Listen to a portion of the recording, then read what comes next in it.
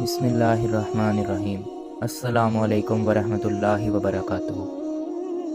اگر آپ کو لگتا ہے کہ آپ کی دعائیں قبول نہیں ہو رہی یا حالات آپ کے خلاف ہیں تو ویڈیو آپ کا یقین بدل دے گی۔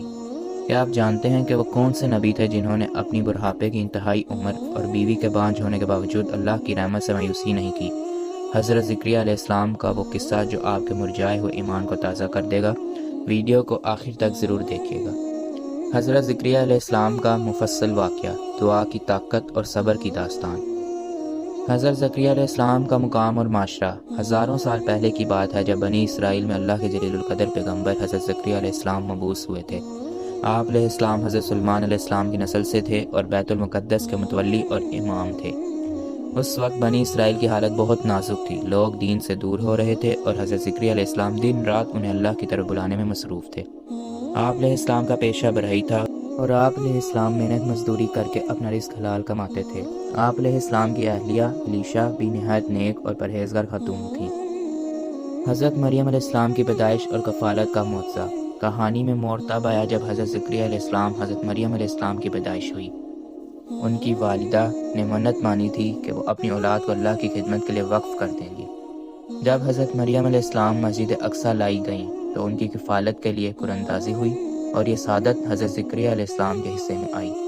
آپ علیہ السلام نے مسجد کے اندر ہی مریم علیہ السلام کے لیے ایک بلند حجرہ بنا دیا جہاں وہ عبادت میں مصروف رہیں۔ ایک دن جب حضرت زکریا علیہ السلام ان کے حجرے میں داخل ہوئے تو وہاں ایسی تازہ اور لذیذ پھل دیکھے جو اس علاقے میں دستیاب ہی نہ تھے اور نہ ہی وہ ان کا موسم تھا۔ آپ علیہ السلام حیران رہ گئے اور پوچھا، اے مریم، یہ رزق تمہارے پاس کہاں سے آیا؟ مریم علیہ السلام نے نہایت عاجزی سے جواب دیا، یہ اللہ کی طرف سے ہے اور وہ جسے چاہتا ہے بے حساب رزق دیتا ہے، بے شک۔ دل کی طرف اور پوشیدہ دعا۔ مریم علیہ السلام کا یہ جواب حضرت زکریا علیہ السلام کے دل میں ایک امید کی کرن بن کر چمکا۔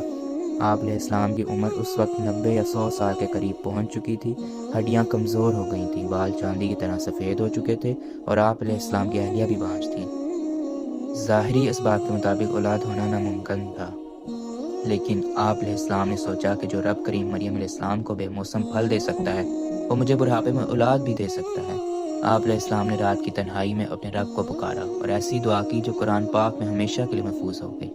آپ علیہ السلام نے فرمایا، اے میرے پروردگار، میری ہڈیاں کمزور ہو گئی ہیں اور سر بڑھاپے کی وجہ سے بھرک اٹھا ہے، لیکن اے رب، میں تجھ سے مانگ کر کبھی محروم نہیں رہا۔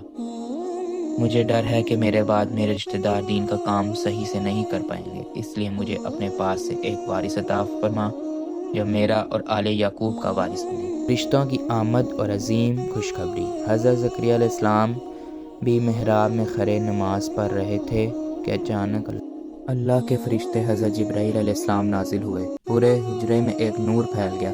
فرشتوں نے آواز دی، اے زکریا، اللہ تمہیں ایک بیٹے کی خوشخبری دیتا ہے جس کا نام یحییٰ علیہ السلام ہوگا۔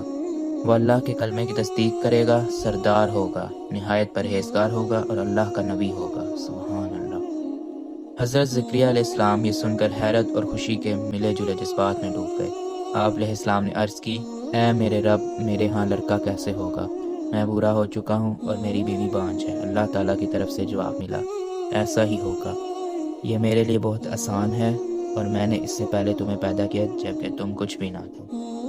خاموشی کی نشانی اور حضرت یحییٰ علیہ السلام کی ولادت۔ حضرت زکریا علیہ السلام نے اپنے دل کے اطمینان کے لیے ایک نشانی مانگی۔ اللہ نے فرمایا، تمہاری نشانی یہ ہے کہ تم 3 دن اور 3 رات تک لوگوں سے بات نہیں کر سکو گے سوائے اشاروں کے۔ اس دوران اپنے رب کو بہت یاد کرنا اور تسبیح بیان کرنا۔ چنانچہ ایسا ہی ہوا۔ جب آپ علیہ السلام حجرے سے باہر آئے تو زبان مبارک بند تھی۔ آپ علیہ السلام صرف اشاروں سے لوگوں کو اللہ کی یاد کی تلقین کرتے تھے۔ کچھ عرصے بعد اللہ نے آپ علیہ السلام کو حضرت یحییٰ علیہ السلام جیسا بیٹا عطا فرمایا۔ یہ وہ بیٹا تھا جس کا نام خود اللہ نے رکھا اور جس جیسا پہلے کوئی نہ تھا۔ سبحان اللہ۔ حضرت زکریا علیہ السلام کا یہ واقعہ ہمیں سکھاتا ہے کہ دعا کبھی رد نہیں ہوتی، چاہے حالات کتنے ہی ناموافق کیوں نہ ہوں۔ اللہ کی رحمت سے کبھی مایوس نہیں ہونا چاہیے۔ جب ہم خالص نیت سے اللہ کو پکارتے ہیں تو وہ ناممکن کو بھی ممکن بنا دیتا ہے، بے شک۔ جزاک اللہ خیر۔